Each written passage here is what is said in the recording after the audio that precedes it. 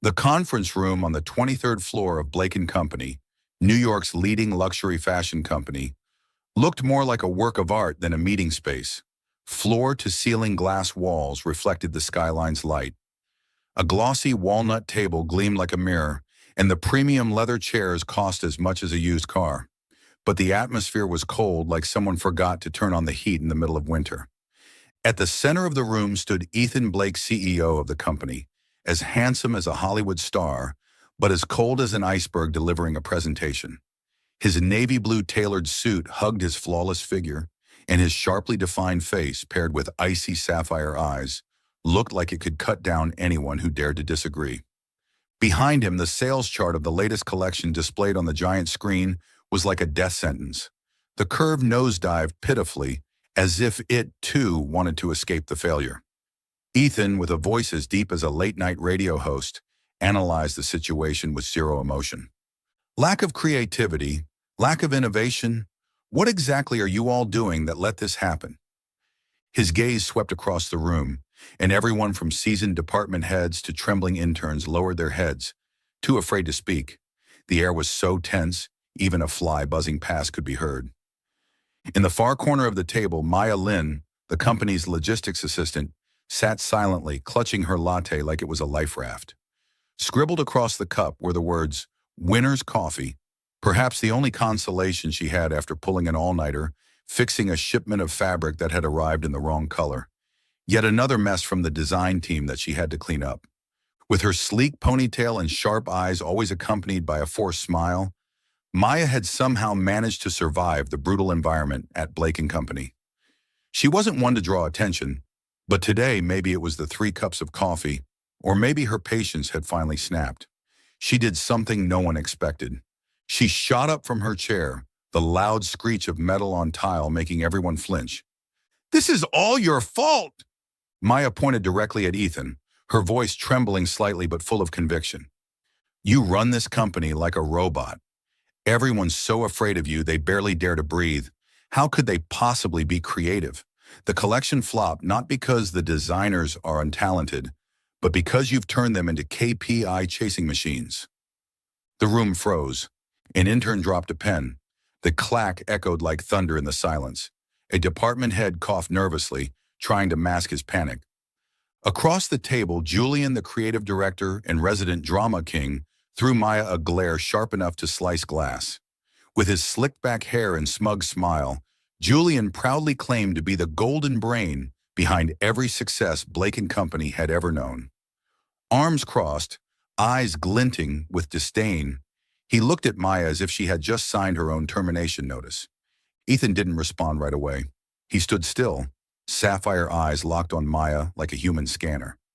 No one knew what he was thinking, anger, curiosity, or just shock. Maya, though her heart pounded in her chest, kept a cool expression even as her inner voice screamed, "If Julian's stare could kill, I'd be part of the fall-winter collection right now on display, with a tag that reads, 'The Girl Who Dared Talk Back.'" "Ms. Lin," Ethan finally spoke, his voice so calm it was terrifying. "Where do you work?" "Logistics," Maya answered, tilting her chin slightly as if issuing a challenge. "Where I clean up the messes when the design team picks the wrong fabric color. Again." A few stifled chuckles broke out, but they quickly died when Ethan's eyes shifted. Julian, never one to waste an opportunity, stood up with a smug smile. "Ms. Lin, if you're so smart, why don't you try designing? Oh, right, you did once, and—" He trailed off intentionally, leaving the implication hanging in the air, a pointed reference to the scandal last year, when Maya, once a lead stylist, was falsely accused of stealing design ideas. Julian had been behind it, though no one dared bring it up now. Maya gripped her coffee tighter, resisting the urge to fling it in Julian's face. Instead, she smiled, that perfectly practiced, painfully fake smile. "Oh, Julian, if I were as good at drama as you are, I'd be the creative director by now." This time, the laughter was louder, some employees unable to hide their amusement. Ethan raised one eyebrow, his only visible reaction, but a sign that he wasn't entirely robotic after all. "Ms. Lin," he said, voice still cold but now with a strange undertone, "see me in my office after the meeting." The room went dead silent again. Maya sat down, stared at her coffee, and muttered to herself, "Goodbye, career." But in her eyes, there wasn't a hint of regret. Someone had to speak the truth, and if not her, then who? You're watching Soul Stories, where every story whispers of love, healing, and hope. Let us know which city you're watching from. The storm in the 23rd floor boardroom of Blake & Company had barely settled, but the echo of Maya Lin's words, "This is all your fault," still buzzed through the office halls. Employees whispered in corners of the pantry, exchanging glances as if they had just witnessed a superhero or a lunatic challenge a giant. Maya Lin, the accidental heroine of that moment, walked out of the boardroom with her now cold latte in hand. The words "Winner's Coffee" scrawled on the cup now looked like a cruel joke, because Maya knew the only win she had right now was not being escorted out by security yet. Maya, 28, had once been a rising star on Blake & Company's design team. 2 years ago, she was the lead stylist behind the iconic Starlight collection, which Vogue hailed as the new light of luxury fashion. Her designs, bold cuts, and color combinations that played like a symphony had turned heads across New York's fashion scene. But that spotlight didn't last. Julian Voss, the company's creative director and Maya's ex-boyfriend, turned her dream into a nightmare. Jealous of her talent and threatened by the possibility she could dethrone him, Julian saw her as a threat to eliminate. In a private internal meeting, Julian publicly accused Maya of stealing his design concepts, forged emails, doctored sketches as evidence, and the cold silence of the executive board were enough to send Maya tumbling down to a logistics assistant role, where she now spent her days counting fabric rolls and cleaning up mistakes that weren't hers. Julian, with his slicked-back hair and trademark smug smile that looked like it came with a patent, didn't stop at ruining Maya's career. He spread rumors throughout the company that Maya was useless, only good at making coffee, and lucky to still have a job. Those poisonous whispers crept through every hallway from the design floor to the pantry, making Maya the subject of gossip every time she walked in. But Maya, with her perfected fake smile, never let the hurt show. She clapped back in her own way by slapping a label that read "Winner's Coffee" on her latte cup, a gesture that was both cheeky and defiant. Every time Julian passed her desk, Maya took a sip of coffee and flashed him the sweetest smile, as if saying, "Keep going, I'm still standing." Today, after the boardroom explosion, the gossip about Maya spread even faster. "She's lost it," one employee muttered while waiting for water at the cooler. "She pointed right at Ethan Blake's face. She'll be out by tomorrow." But Maya didn't care. She walked into the warehouse where she worked and sat among glittering stacks of fabric. She looked at her coffee cup and muttered, "You're my only ally, latte." Then she laughed at herself, at the absurdity, because if she didn't laugh, she might have cried a long time ago. Meanwhile, Julian sat in his private office, a smaller version of Ethan's, but no less luxurious, complete with a glass desk and an expensive abstract painting on the wall. He leaned back in his leather chair, fingers tapping rhythmically on the desk, eyes flashing with irritation. Maya, the woman he thought he had crushed under the weight of his power, had dared to stand up and challenge Ethan Blake. Worse, Ethan didn't even seem angry at her. Julian curled his lip into a smirk and muttered to himself, "She wants to play? Fine, but I write the rules." He already had a plan, a few fresh rumors, a couple of well-placed pieces of evidence, and Maya would be gone from Blake & Company for good this time, permanently. Up on the top floor of the building, Ethan Blake sat in his sleek, glass-walled office, sapphire eyes gazing over the New York skyline. He had just finished a tense meeting, but his mind wasn't on numbers or charts. That sharp-eyed logistics girl with the fearless voice kept replaying in his thoughts. Ethan, who had run Blake & Company with iron logic for years, wasn't used to being challenged, especially not by a logistics assistant. "She's either very brave or completely crazy," he thought, the corner of his mouth twitching into a rare smile, even one he didn't notice himself. He opened his laptop and typed in Maya Lin on the employee database. Her profile popped up. Former lead stylist, once nominated for Young Designer to Watch by a fashion magazine, and then a scandal over stolen designs that tanked her career. Ethan frowned, fingers pausing on the keyboard. Something didn't add up, and for the first time in years, he felt a strange, inexplicable curiosity. That afternoon, just as Maya was getting ready to leave the office, she received a short email from Ethan's assistant. Meeting with Mr. Blake, 4 p.m., office, 23rd floor. Maya stared at the email, then looked at her empty coffee cup. Well, Latte, looks like you can't save me this time, she muttered, though a flicker of defiance lit up in her eyes. If this was going to be her last day at Blake & Company, she'd go out with her head held high and maybe with one more cup of coffee. By late afternoon, the Blake & Company building looked like a luxurious spaceship with neon lights from the office floors reflecting off the glass facade, creating a dazzling yet cold portrait. Maya Lynn stood in front of the elevator leading to the 23rd floor, Ethan Blake's office, feeling like she was about to walk into an execution chamber. In her hand was a fresh latte, the words "Winner's Coffee" scrawled across it like a protective talisman. Maya looked at her reflection in the elevator doors and mumbled, "Well, at least I look cute getting fired." She smirked, trying to hold on to her confidence, though her mind was already running through a long list of things she might do if she lost her job. Sign up for yoga, adopt a cat, maybe even open a tiny coffee cart named Latte to the Rescue. The elevator dinged open, and Maya stepped into the marble-floored hallway of the 23rd floor, where everything was so high-end, her sneakers felt like they were apologizing to the floor. Ethan's assistant, a guy with glasses and the anxious energy of someone who'd just run a marathon, ushered her into the office. It was massive, with a glass wall overlooking all of New York City and a desk so large it could host a buffet. Ethan Blake sat behind it, his navy suit still flawless, like he'd just walked off a runway. His sapphire eyes swept over Maya with zero expression, but something about his gaze made her feel like she was being scanned by a high-tech laser. "Ms. Lynn," Ethan said, voice calm and deep, so calm it was unnerving. "Sit." He gestured toward the leather chair across from him, but Maya remained standing, clutching her coffee like it was her last line of defense.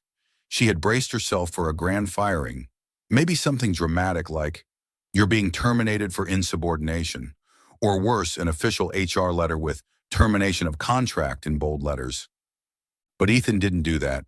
Instead, he leaned back in his chair, crossed his arms, and asked, "What made you think you could speak to me like that in the boardroom?" Maya blinked, surprised by the question. She had half expected him to throw her out the window, figuratively, of course, because clearly the 23rd floor windows didn't open. She took a breath and decided to go all in.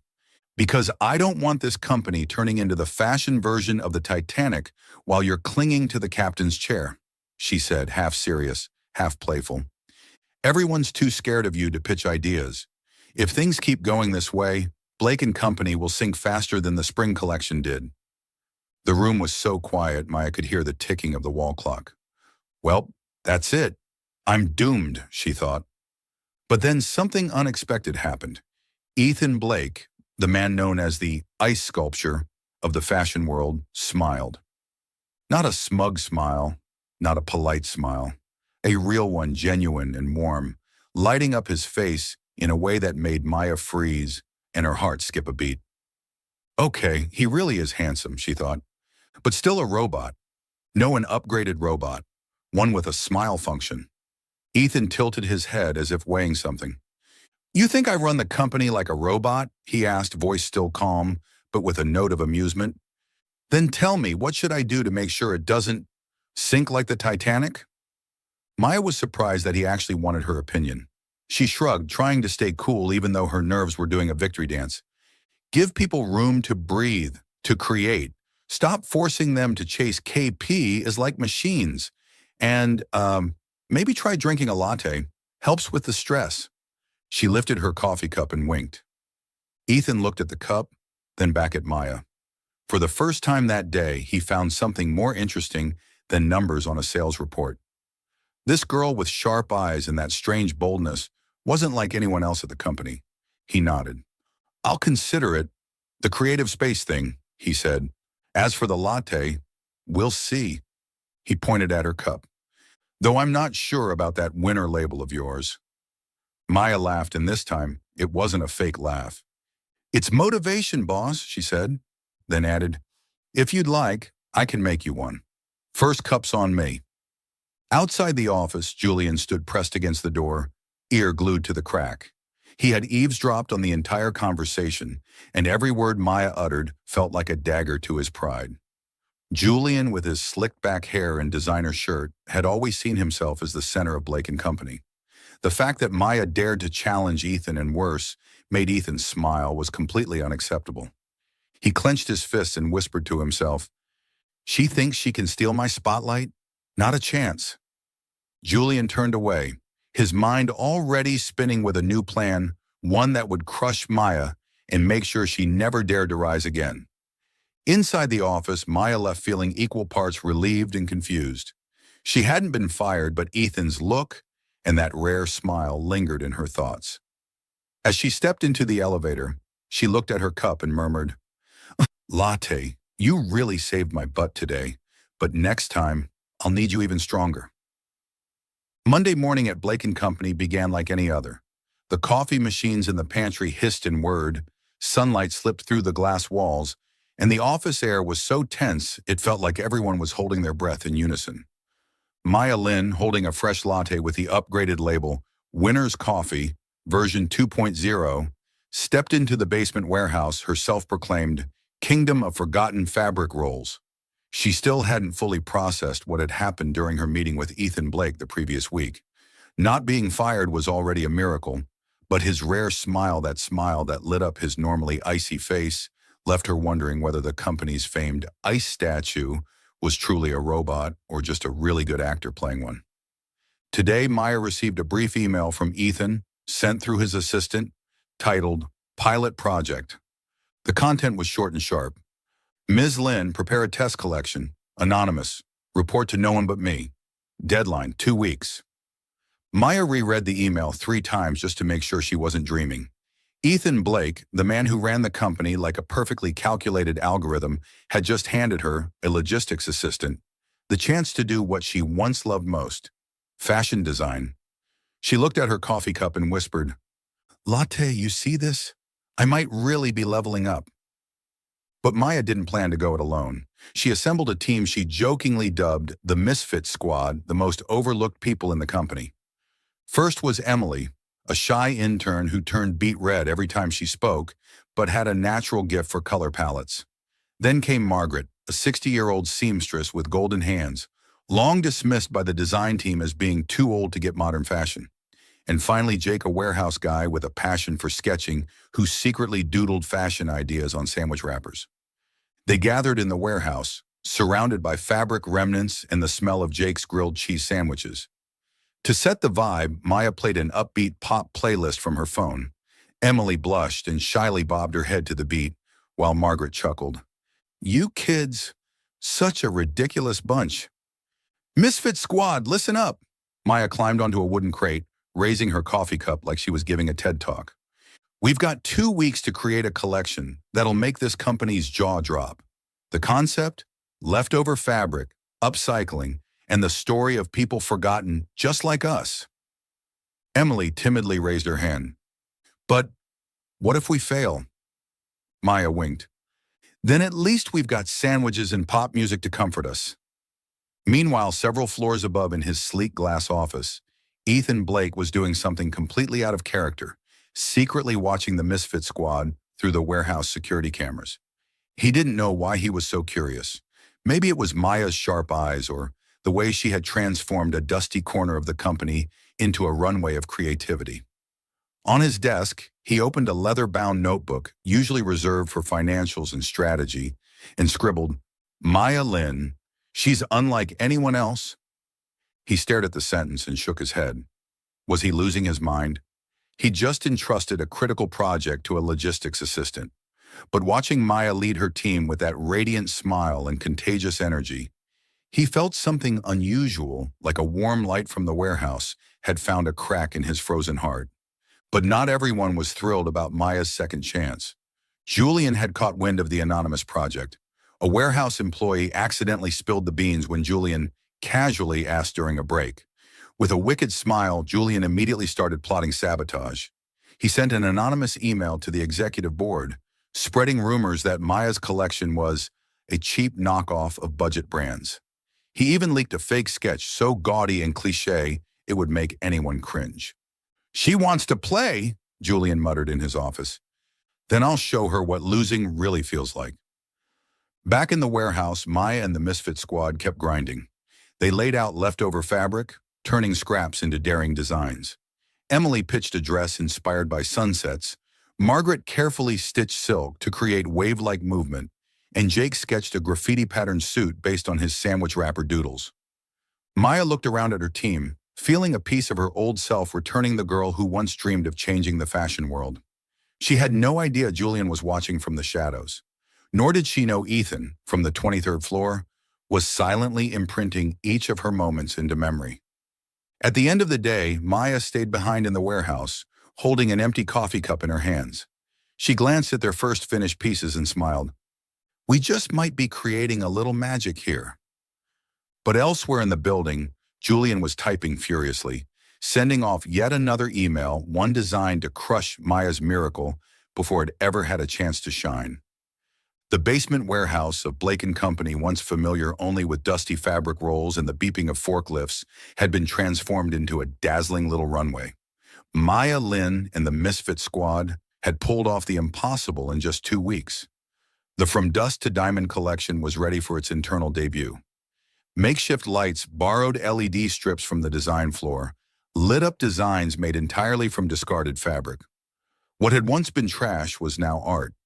Standing in the center of it all, latte cup in hand labeled Winner's Coffee, version 3.0, Maya looked at her team, eyes sparkling. "Misfit squad, we did it," she declared, prompting Emily to blush, Margaret to beam with pride, and Jake to punch the air like he just won a boxing match. The internal showcase took place in a small conference room usually reserved for dull KPI and sales meetings. But today, the room buzzed with excitement. Employees from all departments packed the seats, curious about the anonymous project personally greenlit by Ethan Blake. When the red curtain, actually repurposed old drapes, was drawn back, the From Dust to Diamond collection was revealed, earning a collective gasp. There was Emily's sunset dress, fading beautifully from burnt orange to dreamy violet. Jake's graffiti-inspired suit that looked like a walking city mural. And Margaret's silk cape, its exquisite stitches telling a story of forgotten seamstresses. Maya stepped forward, her voice steady and full of emotion. "This collection isn't just fashion. It's the story of the invisible, the people who build this industry, but are never named." Thunderous applause filled the room. An intern shouted, "This is amazing! Who made this?" Maya only smiled, keeping the Misfit squad's identity secret. As her eyes scanned the crowd, she caught the gaze of Ethan Blake standing quietly in the back. He wasn't clapping, but the look in his sapphire eyes was like he was trying to solve a riddle. Maya's heart skipped. She quickly turned away, mentally telling herself, "Calm down, Maya. It's just a look. From a robot. A ridiculously handsome robot. But still." In the control room managing the lights, Ethan requested the behind-the-scenes footage Maya's team had prepared. On screen, the Misfit squad came alive. Emily shyly explaining her color inspiration. Margaret reminiscing about being dismissed for being too old for modern fashion, and Jake laughing as he showed off sketches drawn on sandwich wrappers. Ethan, a man who had always seen the world through spreadsheets and metrics, felt his throat tighten. Margaret's story, being rejected by big fashion houses for not fitting the brand image, reminded him of his own mother, a brilliant seamstress who had been crushed by the industry for daring to come from humble roots. A single tear slid down Ethan's cheek, something no one had ever witnessed before. "I was wrong to only look at numbers," he whispered hoarsely. He stepped out of the control room, mind still haunted by the images of Maya on stage. She wasn't just creating fashion, she was lighting up the world, like every stitch she sewed pushed back the dark. She's unlike anyone, Ethan thought. And I can't stop watching her. He didn't know that Maya, from the stage, had seen his expression. And in that fleeting moment, she felt a jolt course through her like downing 10 lattes all at once. "Damn it, Maya," she told herself. "Don't fall for your boss, especially not a robot boss." But not everyone was swept up in the magic of From Dust to Diamond. Julian stood in the corner, his smile stiff. He had tried to sabotage the project with rumors and a forged sketch, but Maya's collection had triumphed anyway. Jealousy flared inside him like wildfire. After the showcase, Julian fired off another anonymous email to the executive board, accusing Maya of plagiarizing his old designs. He attached a PDF full of fabricated evidence mock-ups carefully altered to look like his. "She thinks she can steal my spotlight," he muttered, eyes gleaming with malice. "She'll pay for this." Meanwhile, Maya and the Misfit squad were celebrating their small victory back in the warehouse. They popped open a bottle of soda, champagne was out of budget, and replayed their favorite pop songs. Emily, for the first time, shouted without turning red, "We're superheroes!"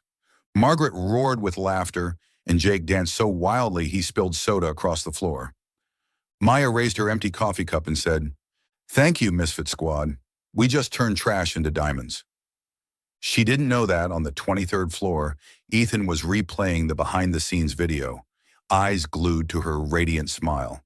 And she definitely didn't know that somewhere else in the building, Julian was preparing a rumor bomb ready to destroy everything she had just built. Still following the story?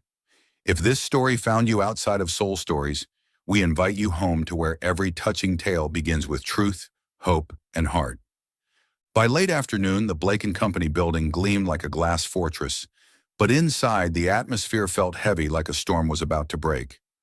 The dazzling success of the From Dust to Diamond collection lasted less than 48 hours before Julian Voss struck his final blow.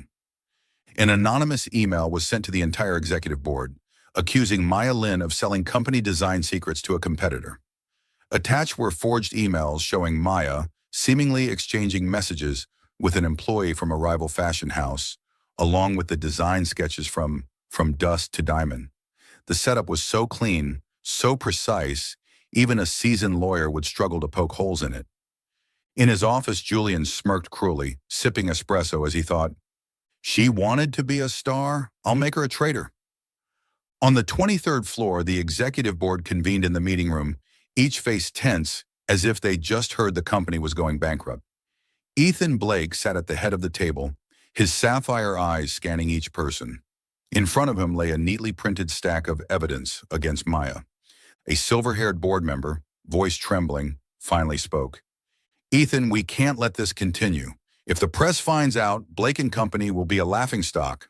Another chimed in, "Ms. Lin must be suspended immediately, at least until we investigate." Ethan remained silent, fingers drumming lightly on the table. His eyes locked onto one of the forged sketches. Something felt off. He couldn't yet name it, but he knew. He gave a single nod. "I'll handle it. Ms. Lin will be temporarily suspended." Maya received the news in the form of a cold, brief email from HR. "Ms. Lin, please return your employee ID and vacate the premises today." She stood in the warehouse, surrounded by leftover fabric rolls from Dust to Diamond, staring at the message like she'd been punched in the chest. Emily, Margaret, and Jake stood nearby, their faces filled with worry. "They can't do this!" Jake shouted, pencil still in hand. Margaret shook her head, whispering, "This smells like Julian. I'd bet my needles on it." Maya only smiled the same fake, polished smile she had perfected over time. "Don't worry, Misfit Squad," she said, trying to sound cheerful. "I'm just going to grab a coffee. I'll be back later to save the world." But before she left, Maya did one last thing. She grabbed a fresh latte and scrawled a message in red marker. "Drink this. Don't let the company turn into decaf." Then she placed the cup on Ethan's desk on the 23rd floor. She didn't see him, just left the cup as a farewell, full of challenge. As she stepped out of the building, Maya looked back at the gleaming glass tower and muttered, "Latte, this time you couldn't save me." But her eyes still held a spark of defiance, like she knew this wasn't the end. From the 23rd floor window, Ethan watched as Maya disappeared into the New York streets, the coffee cup growing warm in his hand. He read the note scribbled on it, his lips curling slightly into a faint smile, though his eyes were clouded with turmoil. "I can't let her go like this," he thought, gripping the cup so tightly it nearly spilled. Ethan didn't believe Maya had sold company secrets, not the collection she poured her heart into. He believed in her eyes, her fire, her laugh in the warehouse. She wasn't a traitor. He opened his laptop and began re-examining the emails and files, determined to find the truth. But time was running short, and the board's pressure was mounting. Meanwhile, Julian sat smugly in his office, feeling like he had just won a chess match. He was already planning to claim From Dust to Diamond as his own and present it as his concept at the next meeting. Opening one of Maya's sketches, he changed a few lines and muttered, "She was just the opening act. I'm the star." But Julian didn't know that in the company's data archives, Ethan had started tracing the origin of the forged emails. A single loose thread in Julian's web of lies was beginning to unravel, and Ethan, though cold, was not easy to fool. Out on the street, Maya walked into a nearby coffee shop. She ordered a latte, but this time wrote nothing on the cup. She sat by the window, watching strangers pass, thinking about the misfit squad, about how scraps became diamonds, and about Ethan's gaze when she stood on stage. "I didn't do anything wrong," she told herself, "and I won't let Julian win." She pulled out her phone and texted Emily, Margaret, and Jake. "Misfit squad, get ready. We're not done yet." On the 23rd floor, Ethan stared at the coffee on his desk and whispered, "She's right. This company can't be decaf." And he started to act. Tuesday morning at Blake and Company carried a strange energy, like someone had finally cracked a window and let a fresh breeze sweep through the stuffy halls. Ethan Blake, the man who once ran the company with split-second precision, was doing the unthinkable, reforming. Ever since Maya Lin's suspension, Ethan hadn't been able to stop thinking about the coffee cup she left on his desk, the one that read, "Drink this. Don't let the company turn into decaf." The message, cheeky as it was, had hit him like a punch to the gut. This company, with all its luxury and prestige, was missing one thing: a soul. Ethan called an emergency meeting with the executive board, but this time he showed up not in his signature navy suit, but in a plain black t-shirt. The 23rd floor boardroom went dead silent, not out of fear, but out of pure shock. One employee whispered to a colleague, "The boss in a t-shirt still looks like he's about to brief the president." Ethan ignored the curious stares and announced major changes. An anonymous suggestion box would be installed in the pantry, the rigid KPIs would be temporarily suspended, and design teams were encouraged to pitch ideas freely without fear of judgment. "We need creativity, not robots," he said, voice steady but resolute. A department head muttered under his breath, "Pretty sure the boss drank Lynn's coffee by mistake." But the biggest surprise came next. Ethan announced he wouldn't be attending this week's design team meeting. "I want to see what people do when I'm not hovering over them like a barcode scanner." The whole company buzzed. One intern texted in the team group chat, "Did someone hack his account? Where's cold as ice Ethan Blake?" But deep down, Ethan knew even these reforms weren't enough. The company was still missing something, or rather, someone. Maya Lin, with her sharp eyes and warehouse-brightening smile, was the missing piece he couldn't ignore. Meanwhile, in a quiet corner of New York, Maya sat at her favorite cafe, the Bean Haven, a place she went to recharge with lattes and reflect on life. She stared out the window, watching the flow of busy strangers, fingers wrapped around a coffee cup labeled Survivor's Brew. She still felt the sting of being suspended, but her practiced fake smile held strong. She texted her misfit squad, Emily, Margaret, and Jake, encouraging them to keep working, even though she wasn't sure she'd ever return to Blake and Company. "You won this round, Julian," she thought, "but I don't go down that easy." She was just typing out the outline of a new master plan when the cafe bell jingled. Maya looked up and froze. Ethan Blake walked in. No suit, no tie, just a black t-shirt and jeans. A dressed-down version of himself, but still so handsome, she nearly spilled her latte. Ethan pretended to notice her by coincidence, ordered a black coffee at the counter, then accidentally sat at the table across from hers. "Ms. Lin," he said, his deep voice carrying an uncharacteristic hint of shyness, "didn't expect to see you here. I didn't know you liked this cafe." Maya raised an eyebrow, hiding a grin.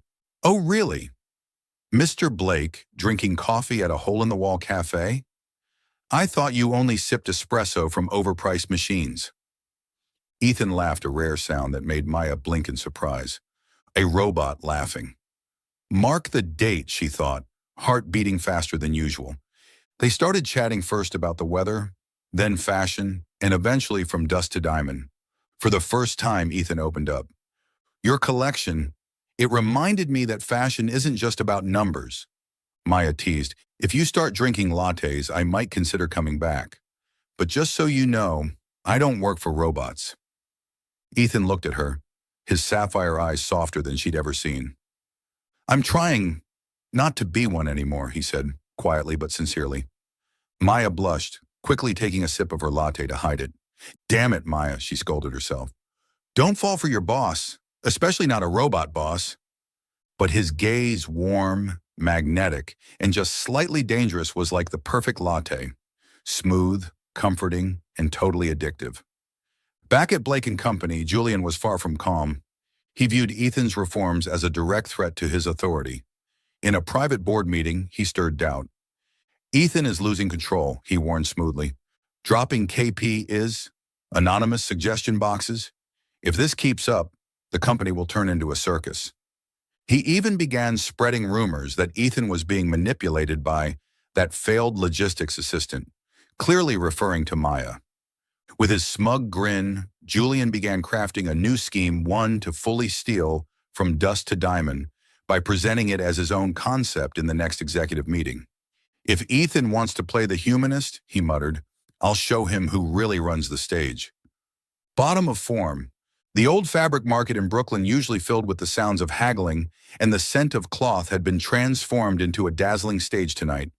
After being suspended from Blake and Company, Maya Lin didn't retreat into a corner. Instead, she made the boldest move of her career, launching an independent fashion show titled Unseen Threads. She and her misfit squad, Emily, Margaret, and Jake, had worked tirelessly for the past week, turning recycled fabric scraps into pieces that told the stories of the invisible women behind the fashion industry. Under strings of cheap LED lights and on a makeshift stage made of wooden crates, Maya was ready to prove she didn't need Blake and Company to shine. When the rough burlap curtain, repurposed from old sacks, lifted, the crowd, ranging from indie designers to regular fabric vendors, gasped in awe. The Unseen Threads collection was a symphony of color and texture. Margaret's dress stitched the quiet pain of years spent ignored by the industry. Emily's sunrise bright jumpsuit celebrated shy girls daring to dream big. Jake's graffiti-style jacket declared that art didn't need gallery walls to be valid. Then Maya stepped onto the stage in a plain white t-shirt that read, I don't need a contract, I need coffee. The crowd burst into laughter. Hey everyone, she said, her voice crackling through a cheap mic. This is the story of those who are unseen but have always been the heart of fashion. The audience went wild. Applause thundered through the space, mixed with cheers of, amazing! You did it, girl, shouted familiar vendors from the market. A group of fashion students danced so hard they knocked over plastic chairs. On stage, Maya beamed this time. Her smile was no longer forced or fake. She scanned the crowd, feeling like she'd finally reclaimed the part of herself that had once dreamed of changing the fashion world before Julian Voss tried to crush it. In the very last row, Ethan stood quietly among the crowd to avoid drawing attention. He'd learned about the show through a social media post from a design student who casually mentioned an underground fashion show at the fabric market run by a former Blake and Company employee. His curiosity, fueled by that coffee shop conversation, had brought him here. When Maya walked onto the stage, Ethan's eyes locked onto her like the rest of the world had vanished. That smile, bright enough to light up a whole city block, hit him hard. After the show, Ethan quietly sent a bouquet of red carnations to the backstage area, the same flower his mother used to love. Tucked inside was a handwritten note, You make me want to be better. He didn't sign it, but the moment Maya received the bouquet, she knew exactly who it was from. Her heart skipped a beat. Damn it, Maya, she told herself. Don't fall for your boss, especially when he sends flowers. But deep down, she knew she was losing that battle with her heart. Meanwhile, Julian's scheming hand reached in the moment the show went viral. Twitter and Instagram lit up with praise for Unseen Threads, calling it a breath of fresh air and a voice for the invisible. In his office, Julian slammed his desk when he saw the flood of praise. Immediately, he contacted a fashion reporter and spread a lie. Unseen Threads is just a copy of old Blake and Company designs, he claimed smugly. She stole it, plain and simple. He even referenced sketches he'd once seen in the company's data archives. But the media and the public had fallen in love with Maya. Julian's accusations were quickly drowned out by a tidal wave of support online. One viral Instagram post read, "Who says this is copied? Unseen threads is fashioned from the heart." Julian, red-faced with rage, began drafting a new email intent on sabotaging Maya with an even bigger plan. Backstage, Maya held the bouquet of carnations, reading Ethan's note again. She smiled and murmured, "Latte, you seeing this? Someone's trying to melt me." Emily, Margaret, and Jake surrounded her, teasing. "Who sends red flowers like that?" Jake winked. "Must be some ridiculously handsome admirer." Maya blushed but quickly collected herself, raising her coffee cup. "Misfit Squad, no time for fantasies, we've still got work to do." But inside, she couldn't stop thinking about those sapphire eyes and that handwritten line. From a quiet corner of the market, Ethan slipped away from the crowd, gaze still lingering on the backstage door. He got into his car, pulled out his phone, and messaged his assistant. "Find everything on the anonymous email about Ms. Lin, immediately." He was starting to suspect Julian had orchestrated Maya's suspension, and this time, Ethan wasn't about to let the villain win. The morning after the Unseen Threads show at the Brooklyn Fabric Market, sunlight streamed through the windows of the Beanhaven Cafe, where Maya Lin sat with her usual latte. Scribbled across the cup were the words, "Survivor's Brew, version 4.0, a playful reminder of her dazzling victory the night before. In front of her, the bouquet of red carnations lay on the table. Maya looked at the flowers and chuckled, but her heart beat faster than usual, like she'd just downed a triple-shot espresso. What she didn't know was that Ethan was on his way to the Beanhaven. Ever since sending the bouquet, he hadn't been able to stop thinking about Maya, the woman who turned a dusty market corner into a dazzling runway, and who had made him, a cold and calculated CEO, begin to question everything. Today, he wasn't coming as a boss. He was coming as a man trying to understand the unfamiliar feelings swirling inside him. Ethan stepped into the cafe. He spotted Maya by the window, the morning sun casting a golden glow around her hair like a halo. Maya looked up as the bell above the door chimed and nearly spilled her latte when she saw him. "Mr. Blake," she blurted, half surprised, half teasing. "Don't tell me you left your 23rd floor throne to go coffee hunting in Brooklyn?" Ethan smiled gently, the third smile she'd ever seen from him, and she mentally noted it was the most stunning yet. "Ms. Lin," he said, voice deep and a little shy, "I heard this place has the best latte in the city." He sat across from her, coffee in hand, eyes drawn to the bouquet on the table. Maya raised an eyebrow and pointed at it. "So the mystery admirer is you. What a poet. How many points for that line?" Ethan chuckled, a sound so rare it made Maya feel like she'd won the lottery. "I'm no poet," he replied quietly but sincerely. "But I meant what I said. You make me want to be a better man. Maya, I don't want you to come back to Blake & Company just for the company. I want you there because I need you." The cafe went still. The soft whir of the espresso machine was the only sound. Maya blinked, trying to keep a straight face, though her cheeks were already glowing. "Damn it, Maya, don't fall for this," she warned herself, but her heart wasn't listening. She smirked, slipping back into her usual teasing tone. "Wow, from ice-cold CEO to part-time poet? Write a few more verses and I might consider it."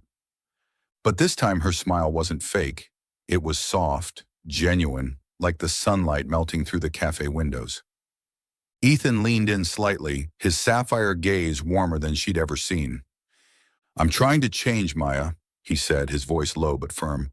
"The company, myself, everything needs someone like you. Someone who speaks the truth.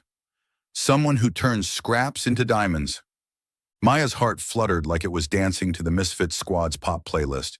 She took a breath, composed herself, and said, "All right, Mr. Blake, I'll come back, but on one condition.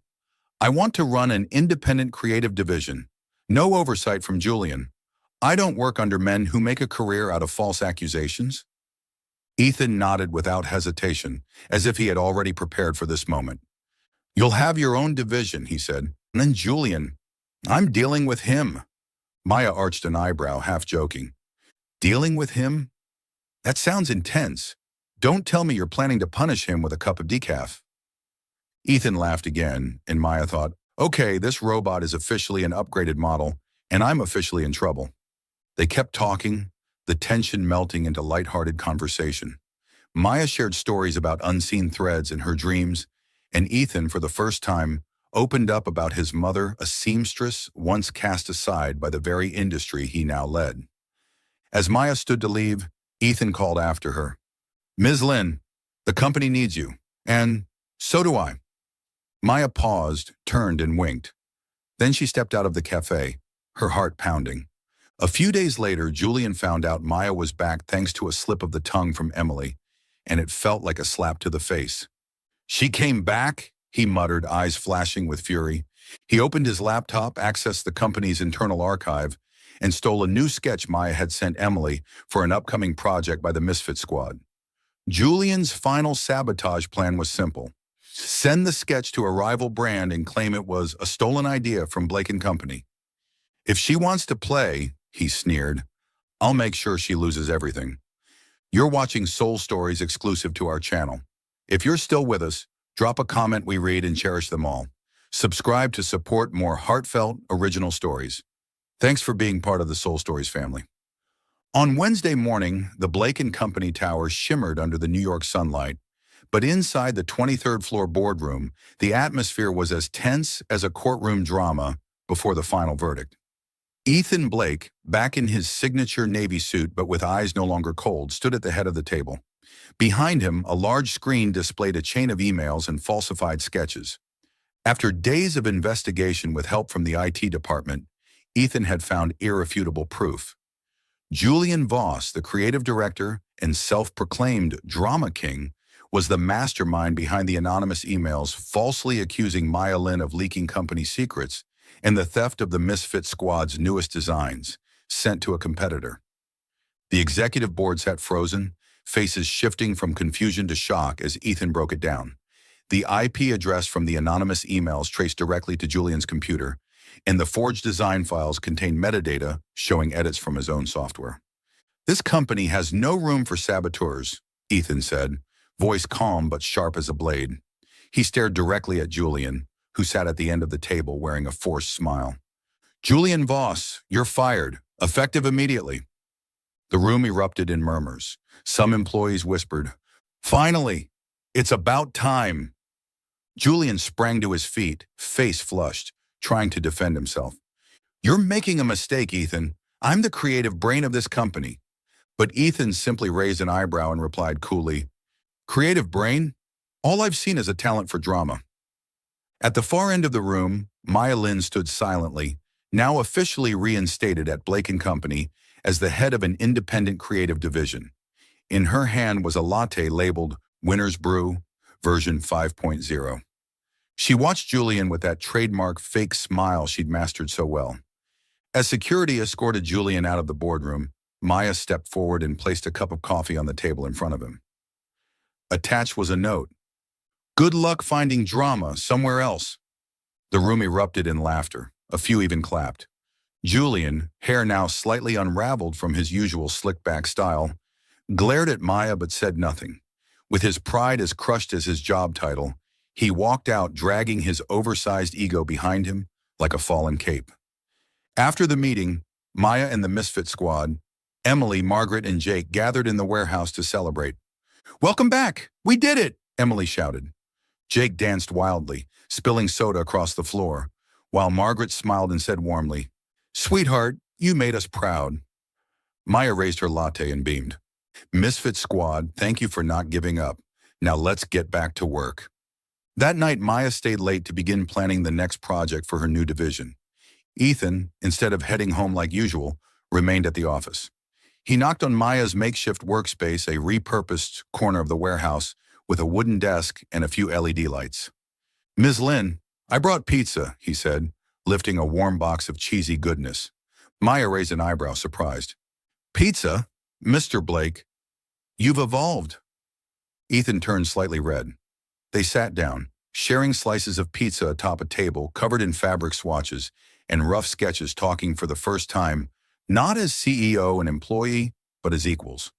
His voice was deeper, more open than ever, as he told her about his mother, a gifted seamstress rejected by the industry for her humble background. "Your collection, from dust to diamond, reminded me of her," he said, his sapphire eyes carrying a rare sadness. Maya, for once, didn't respond with a joke. She looked at him earnestly and admitted, "I was so afraid of failing, I stopped dreaming. After what Julian did, I thought I'd never get back up." She paused, looking into his eyes. "But you made me want to try again." The small room felt warmer, the soft LED lights glowing like fairy lights over fabric. Ethan looked at Maya, his gaze no longer cold, but full of quiet admiration. "You don't just make fashion, Maya," he said. "You make the world better." Maya blushed, quickly sipping her now cold latte to hide it. "Damn it, Maya," she told herself. "Don't fall any deeper." But her heart had already surrendered to those sapphire eyes long ago. Somewhere in the city, Julian, now jobless, sat alone in a small bar, scrolling through post after post, praising Maya in unseen threads. He gripped his drink tightly. He knew he had lost. Lost to a girl with a latte and to a CEO who wasn't an ice sculpture anymore. Back at Blake & Company, under warm warehouse lights, Maya and Ethan continued to talk, unaware that the scraps of fabric and shared pizza were becoming the foundation of something far bigger than fashion. Something called love. New York Fashion Week, the most iconic fashion event on the planet, was buzzing with camera flashes and pounding electronic music inside a grand Manhattan venue. But tonight, the spotlight wasn't on multi-million-dollar fashion houses. It belonged to Break the Mirror, a bold collection by Maya Lin, launching Fashion Week as the official representative of Blake & Co.'s independent creative division. After clearing her name and returning stronger than ever, Maya and her misfit squad, Emily, Margaret, and Jake, had worked tirelessly to craft a collection about shattering expectations, not just in fashion, but in life. The stage was adorned with shattered mirrors, repurposed into glittering art pieces, reflecting light like scattered diamonds. When the runway lights came up, the audience, from Vogue editors to top fashion influencers, held their breath in anticipation. Then, Break the Mirror took the stage, and the entire venue erupted. Maya stepped into the spotlight, wearing a plain white t-shirt that read, "Break the Mirror, Rule the World." A cheeky message that sent the crowd into a fit of laughter and applause. "Thanks for being here tonight," she called through a crackly mic, voice bold and radiant. "If anyone doesn't like the collection, meet me at the nearest coffee shop. We'll talk it out." Thunderous applause followed. Cheers echoed. Cameras flashed nonstop. In the front row, Ethan Blake was the first to rise, clapping with eyes that sparkled with pride. He was no longer the cold ice sculpture in a navy suit, but a man with a genuine smile, looking at Maya like she was his whole world. One by one, the crowd stood with him, the room filled with a standing ovation, turning Break the Mirror into a defining moment of New York Fashion Week. A Vogue editor leaned toward her assistant and whispered, "This girl's going to change the industry." After the show, as the crowd began to clear, Ethan found Maya backstage and gently pulled her out onto the venue's balcony. The New York skyline stretched before them, glowing like a painting. The night air was cool and the streetlights reflected in Ethan's sapphire eyes. He looked at Maya, his voice low and full of feeling. "I used to want control over the company, over fashion, over everything.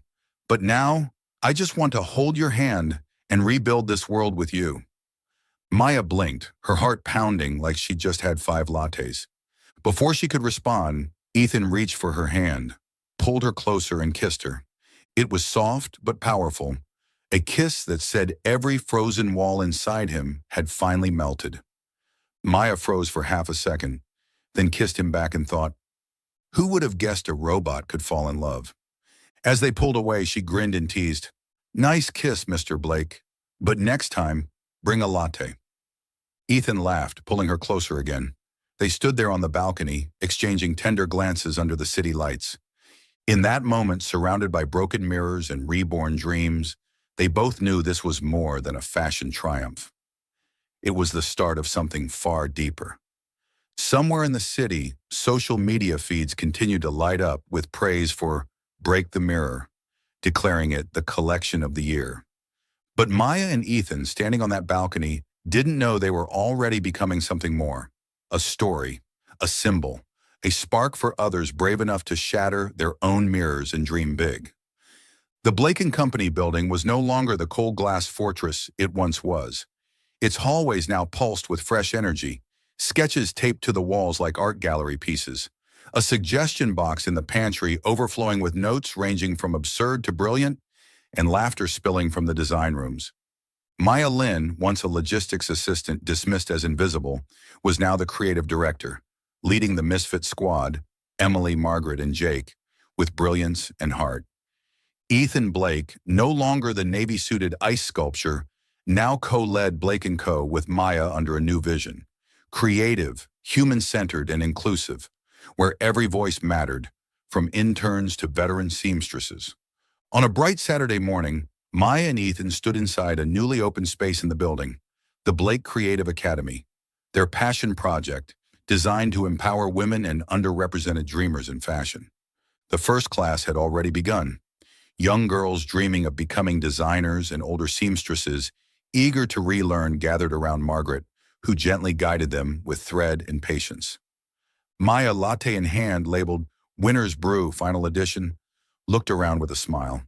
"Latte, you see this?" she whispered. "We didn't just break the mirror. We built a whole new world." Beside her, Ethan decided to join a beginner sewing class to understand the team better. He held a needle with all the seriousness of a man signing $1 million deal. But the moment the needle pricked his finger, he yelped, "Help! I'm better at signing contracts!"